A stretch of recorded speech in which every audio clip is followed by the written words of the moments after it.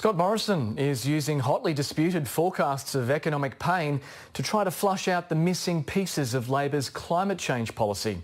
An economic modeller has suggested the opposition's target to cut carbon emissions could wipe billions of dollars out of the farming, mining, electricity and transport industries. Here's political editor Andrew Probyn.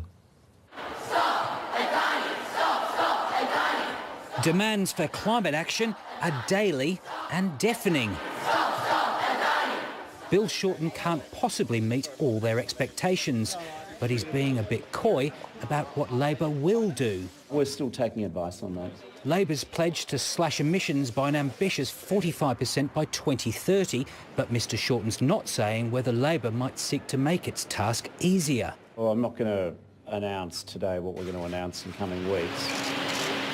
If it accepted so-called carryover credits from bettering Australia's Kyoto carbon cuts, Labor's effective target would be reduced to about 34%.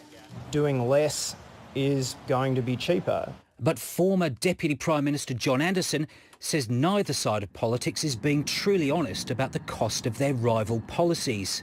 A refusal on the part of leaders to clearly explain that carbon abatement is expensive, that in fact it is a major economic shock to the system, whatever proposal is coming. And Mr Anderson is endorsing controversial modelling that purports to show the economic impact of rival climate change policies. Brian Fisher, Australia's former chief agricultural economist, says the coalition's policy would cut wages by 2%, while average wages would fall by 8% under Labor's, or about $9,000 a year. It's economic modelling exercises like this that are giving economists a bad name.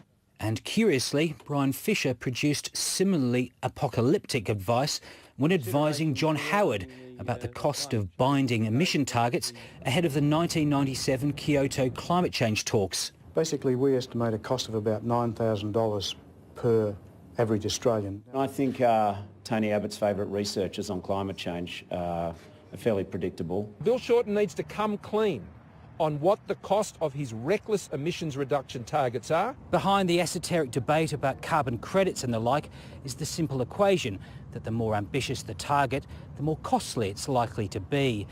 Balancing the desire for stronger climate action against the fact that someone's got to pay for it provides plenty of opportunity for the political tug of war.